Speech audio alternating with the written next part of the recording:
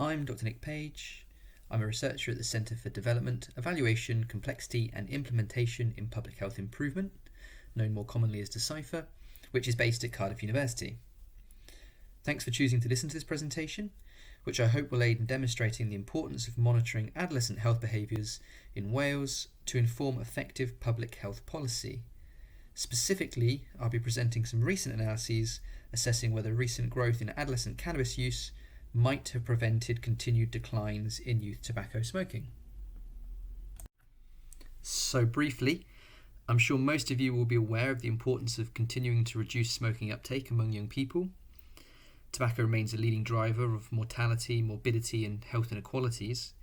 And encouragingly, following increased regulation and denormalisation of smoking within tobacco control policy, the UK have experienced a substantial decrease in levels of youth smoking over the last 2 decades. Worryingly, however, more recent data suggest a plateauing in youth smoking rates.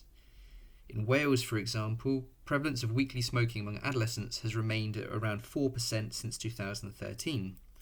Hence, continued surveillance of youth smoking trends remains critical if we are to maintain or further develop effective tobacco control strategies for Wales. Existing evidence points towards a strong association between tobacco and cannabis use, with use of both substances frequently shown to co-occur. Cannabis is also the most commonly used illicit drug among UK adolescents, and there is some indication that use may be increasing.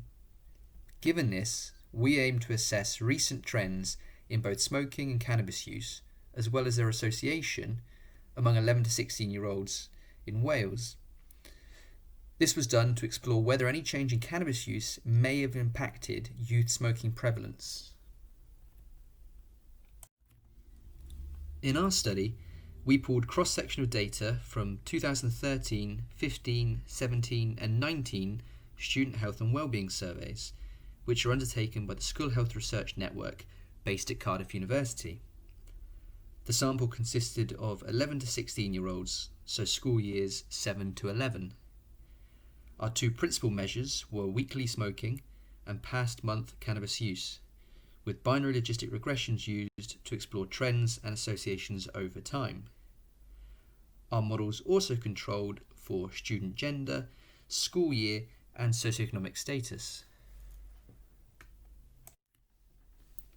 This first table simply explores change over time in both smoking and cannabis use from 2013 to 2019.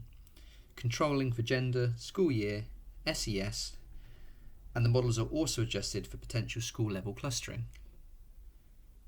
From the odds ratios, we can see that there was no significant change in smoking prevalence over the time period. This is reflected in an odds ratio of around 1. Our control variables showed no significant difference in odds of smoking between males and females, and the odds of smoking were greater among older and less affluent students. In contrast, we observed significant growth in cannabis use over this time, reflected in an odds ratio of 1.08.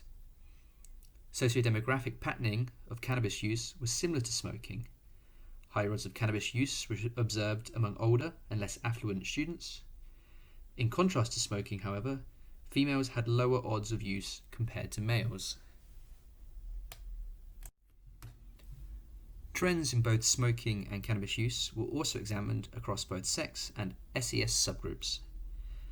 Based on the estimates presented here, we can clearly see that the trends revealed in the overall sample were retained in subgroup analyses.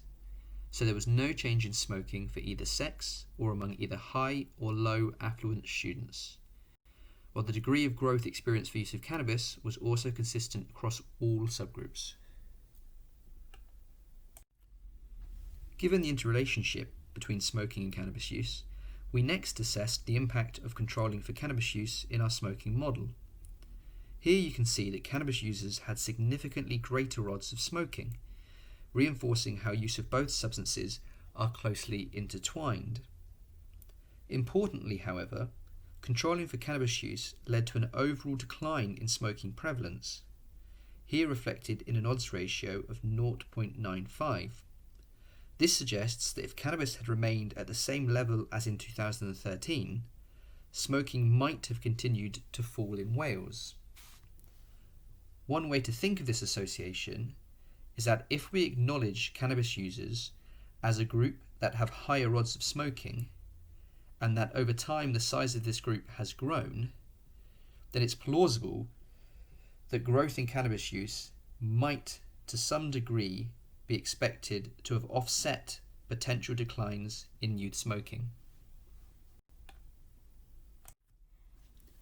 Again, in subgroup analyses, we can see that these results were consistent across both sex and SES subgroups, with adjustment for cannabis use resulting in a declining time trend for smoking. Odds ratios were also shown to be of similar magnitude across all subgroups.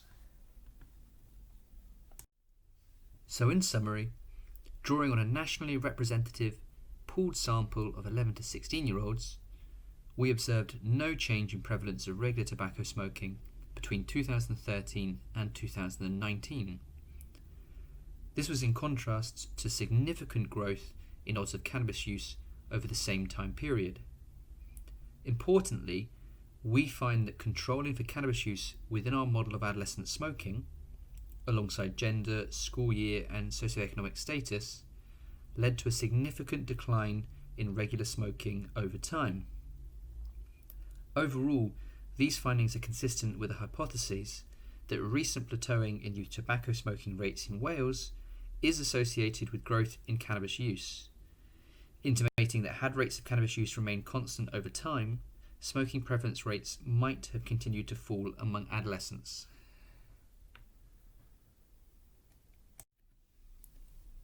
Long-term monitoring of adolescent health behaviours through population surveys is vital to developing effective public health policy. Based on findings presented here, that growth in adolescent cannabis use might have offset potential declines in youth tobacco smoking in Wales, tobacco control strategies should explore more integrated approaches that seek to address the co-use of tobacco and cannabis among young people in order to help achieve further reductions in youth smoking uptake. I'd just like to highlight that all analyses reported here have been peer-reviewed and accepted for publication. At the time of recording, the paper is not yet available, but will soon be freely accessible from the Journal of Public Health. However, if you'd like to know more about this study, please feel free to contact me using the information provided. Thanks again for listening.